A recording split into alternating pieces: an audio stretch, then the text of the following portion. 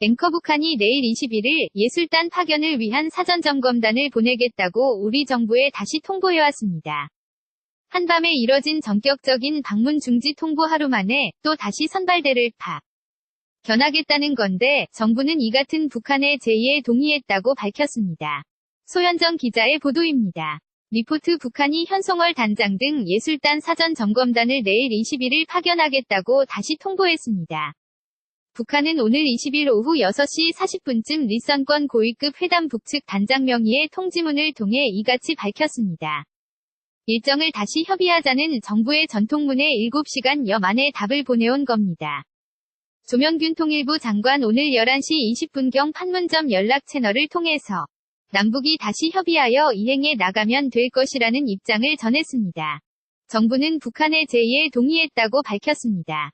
앞서 북한은 어제 밤늦게 당초 오늘 예정됐던 사전점검단의 방문 중지를 통보했습니다. 북한은 또 경의선 육로를 통해 파견하며 일정은 이미 협의한 대로 하자고 말했습니다. 북한은 우리 정부가 설명을 요청한 파견 중지 이유에 대해선 설명하지 않은 것으로 전해졌습니다. 이런 가운데 북한조선중앙통신은 남한 당국은 제재 위반 여부와 같은 언행들이 남북관계 개선의 불씨를 꺼버리는 결과를 초래할 수 있다는 것을 명심하라고 말했습니다. 북한이 평창올림픽 북한 참가와 관련한 우리 사회의 대북제재 논란 등에 대해 불편한 속내를 드러냈다는 분석이 나오는 대목입니다. 정부 고위 당국자는 대승적 차원에서 북한 대표단 참가 문제를 보고 우리 언론에서도 평화올림픽의 성공적 개최를 협조해 줬으면 한다고 말했습니다. KBS 뉴스 소현정입니다. 앵커 북한이 내일 21일 예술단 파견을 위한 사전점검단을 보내겠다고 우리 정부에 다시 통보해왔습니다. 한밤에 이뤄진 전격적인 방문 중지 통보 하루 만에 또 다시 선발대를 파견하겠다는 건데 정부는 이 같은 북한의 제의에 동의했다고 밝혔습니다. 소현정 기자의 보도입니다.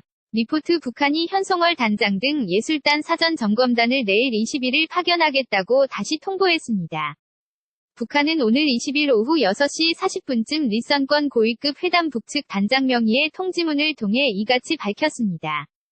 일정을 다시 협의하자는 정부의 전통문에 7시간여 만에 답을 보내온 겁니다.